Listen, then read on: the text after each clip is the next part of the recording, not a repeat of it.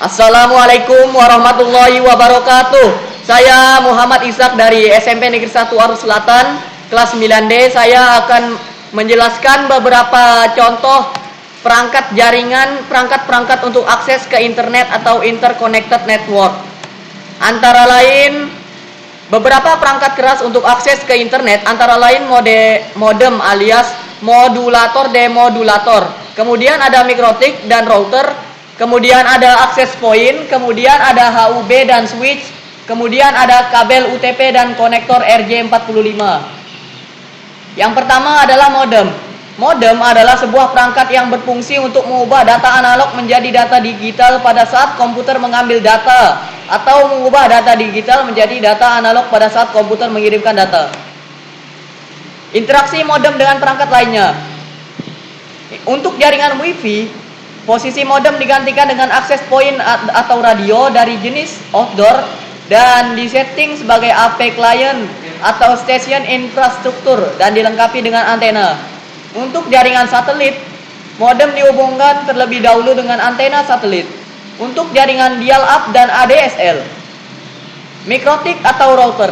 Router berfungsi sebagai penghubung antar dua atau lebih jaringan untuk meneruskan data dari satu jaringan ke jaringan lainnya. Sedangkan mikrotik fungsinya sama dengan router, hanya saja lebih lengkap, antara lain bisa digunakan mulai dari pengaturan bandwidth, firewall, hotspot gateway, dan web proxy. Ini adalah gambar mikrotik. Ini adalah gambar router. Yang ketiga adalah access point. Fungsi access point adalah sebagai HUB switch yang bertindak untuk menghubungkan jaringan lokal dengan jaringan wireless atau nirkabel para klien. Fungsi utama access point adalah menyediakan akses jaringan WiFi secara wireless, baik itu sebagai AP client, repeater. Access point yang digunakan di dalam ruangan atau untuk jarak yang pendek biasanya menggunakan access point dari jenis AP indoor atau AP di dalam ruangan. Ini adalah gambar dari access point. Yang keempat adalah HUB dan switch. HUB adalah perangkat jaringan yang berfungsi untuk menerima pesan dan mengirimkannya ke semua perangkat lain yang terhubung ke jaringan tersebut. Sedangkan switch fungsinya sama seperti HUB, akan tetapi kemampuannya lebih baik daripada HUB, yaitu mampu mengirimkan informasi yang diterimanya hanya ke perangkat yang dituju oleh informasi tersebut.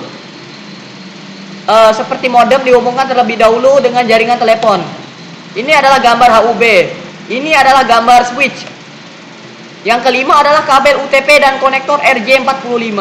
Kabel UTP berfungsi untuk mentransmisikan data dari HUB switch ke komputer pengguna atau klien.